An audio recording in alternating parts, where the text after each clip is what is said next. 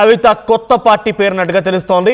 So 10 గంటలకి దీనిపైన అధికారికంగా ప్రకటించే అవకాశం ఉంది. మేడ్చల్ జిల్లా మునీరాబాద్లోని అద్వయ కన్వెన్షన్లో ఈ పార్టీ ఆవిర్భావ కార్యక్రమం ఉండబోతోంది.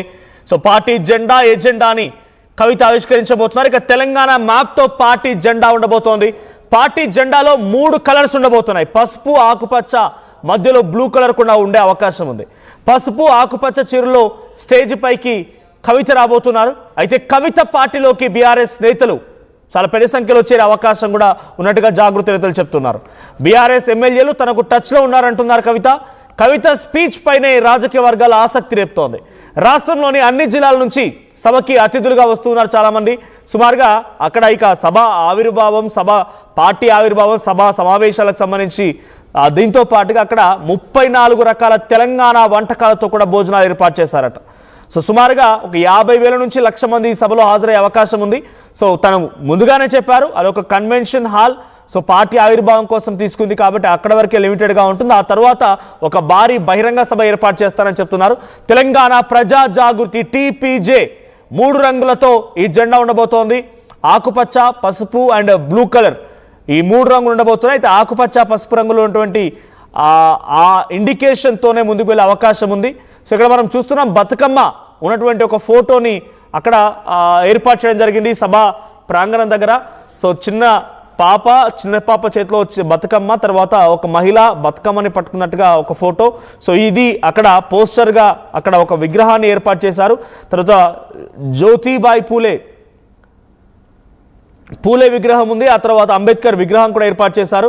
సో సభకు సంబంధించి ఎక్స్క్లూజివ్ విజువల్స్ మీరు చూస్తున్నారు. ఎగ్జాక్ట్గా 10 గంటల సమయానికి ఈ పార్టీ అనౌన్స్మెంట్ జెండా ఎజెండా అని ప్రకటించబోతున్నారు కవిత. సో దీనికి సంబంధించి మరిన్ని అప్డేట్స్ ప్రతినిధి మరికాసేపట్లోనే కవిత ఇంటి దగ్గర బంజారా హిల్స్ తెలంగాణ జాగృతి కార్యాలయం నుంచి మా ప్రతినిధి మధు అందుబాటులో రాబోతున్నారు. అయితే ప్రజెంట్ తెలంగాణలో 2014 తర్వాత ఏర్పడినటువంటి పార్టీల విషయానికి వస్తే తెలంగాణ జనసమితి కోదండరాం, తెలంగాణ జేఏసీ ఆ రోజు తెలంగాణ ఉద్యమ సమయంలో అందరికీ నాయకుడిగా అన్ని రాజకీయ పార్టీలకి, ఉద్యోగ సంఘాలకు అన్నింటికీ తెలంగాణ జాయింట్ యాక్షన్ కమిటీకి చైర్మన్గా వ్యవహరించిన కోదండరాం ఆ పార్టీని స్థాపించారు. కానీ పార్టీ అనుకున్న స్థాయిలో రాణించలేకపోయింది. మొన్న జరిగిన ఎన్నికల్లో కాంగ్రెస్ పార్టీతో, అంతకుముందు జరిగిన పార్టీ ఆవిర్భావం నుంచి ఏదో ఒక పార్టీతో పొత్తు పెట్టుకోవడమే. 2018లో అప్పుడు మహాకూటమి పేరును తెరిచినటువంటి ఉత్తమ్ కుమార్ రెడ్డి నేతృత్వంలోని కాంగ్రెస్ పార్టీ కూటమితో జతకట్టారు. ఏ మాత్రం కూడా సాధించలేకపోయారు. స్వయంగా ఆయనే ఎమ్మెల్సీగా పోటీ చేసినా కూడా దాంట్లో గెలవలేకపోయారు కోదండరాం. ఆ తర్వాత 2023 ఎన్నికల్లో కూడా కాంగ్రెస్ పార్టీకి మద్దతుగా నిలిచింది TJS.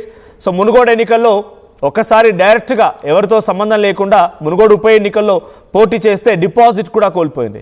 సో ఇప్పుడు ఈ విషయం ఎందుకు చెప్పాలనుకుంటున్నా అంటే 2014 తర్వాత ఆవిర్భవించిన పార్టీలో Telangana Janasamithi the most important party, because Kodandaram నేతృత్వంలోని పార్టీ.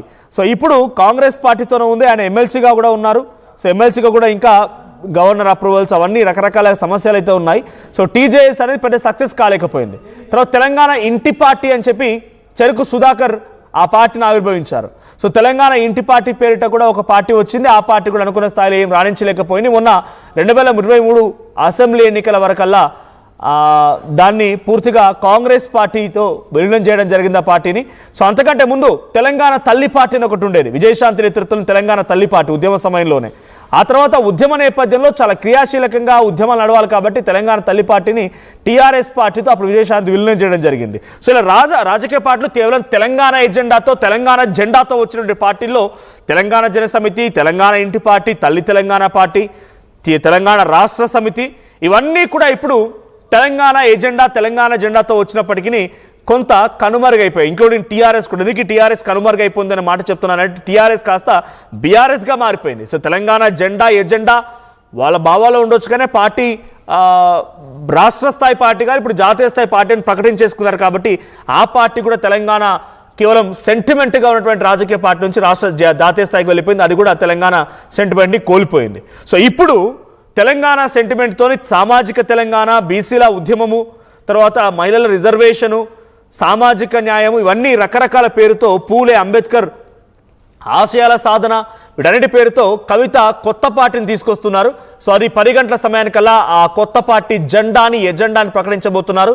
సో బీఆర్ఎస్ పార్టీతో తెగదింపులు అయిన తర్వాత తను ఈ పార్టీకి సంబంధించి ఇంటర్నల్ డిస్కషన్ చేసి రకరకాలుగా చాలామంది నేతలతో చాలా ప్రాంతాలు తిరిగి పాదయాత్రలు అంటూ చేపట్టి యాత్రలు చేపట్టి ఇప్పుడు ఎట్టకేలకి ఈ పార్టీని ఆవిర్భవిస్తున్నారు. 10 గంటల కల్లా ఈ పార్టీ జెండా ఉండబోతుంది. పార్టీ జెండాలో ఆర్టీవీకి ఉన్నటువంటి ఎక్స్క్లూజివ్ సమాచారం మేరకి ఆకుపచ్చ, పసుపు అండ్ బ్లూ కలర్, ఆకుపచ్చ పసుపు అప్ అండ్ డౌన్గా ఉంటే ఇటు బ్లూ కలర్ మధ్యలో ఉంటుంది. 3 రంగులతో ఆ పార్టీ జెండా ఆవిష్కరించబోతోంది.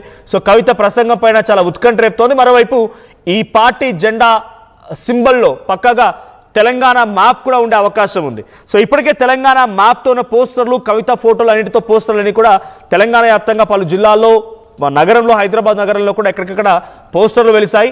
సో ఈరోజు మేడ్చల్ జిల్లా మునీరాబాద్ దగ్గర అద్వయ కన్వెన్షన్ హాల్లో ఈ పార్టీ ఆవిష్కరణ జరగబోతుంది. మా ప్రతినిధి మధు ఉన్నారు సిద్ధంగా.